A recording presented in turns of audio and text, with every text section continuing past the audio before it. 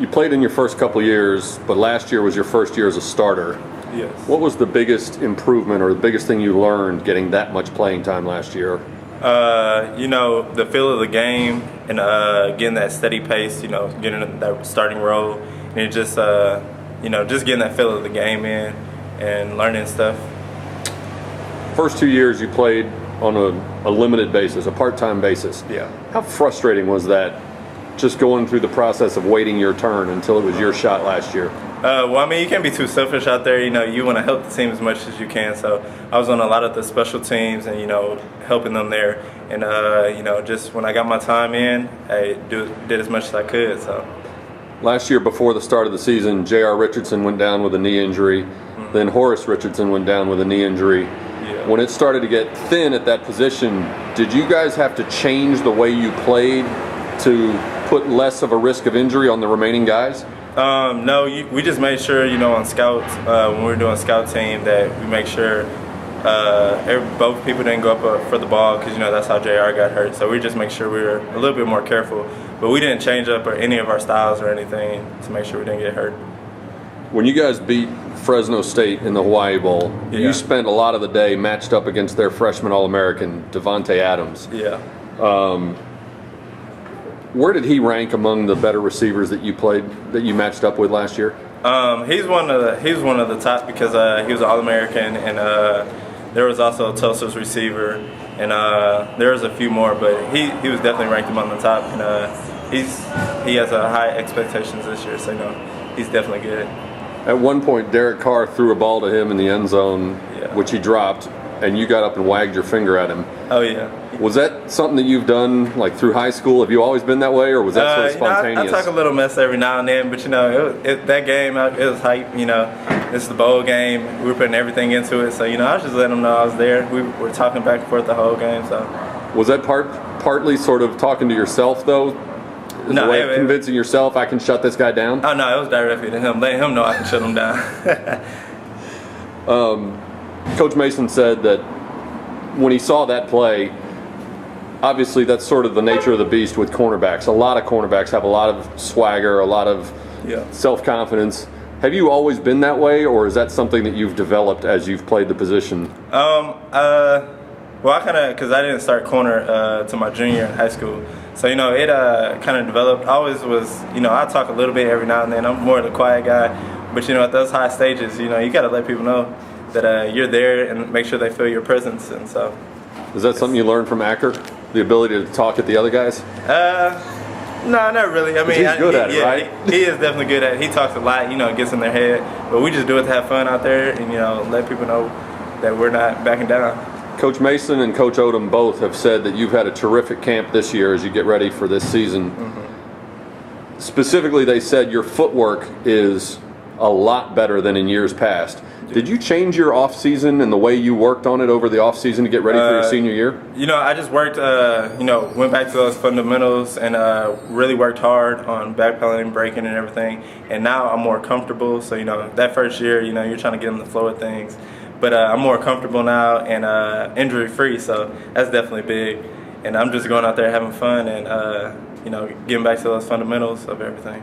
So when you say getting back to the fundamentals, it's a matter of refining what you already knew. It's not like you're doing something entirely new this year with your footwork. Just, get working on it, just getting better at it, those little things every day. Because that's what it all goes back to, the fundamentals. If you throw those out the window, then, there goes everything. You and J.R. Richardson competing for the same spot. Mm-hmm. What is that like competing against a friend for one job?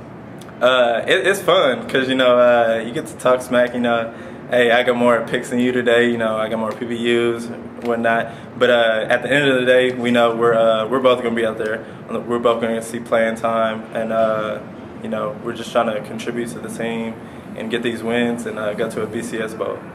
Last year, your defense tied the NCAA all-time record with 8 interceptions returned for touchdowns. Mm-hmm. When you look at Ryan Smith, Brett Hannis, J.R. Richardson, Horace Richardson, how good could this defense have been if you'd kept everyone healthy last year?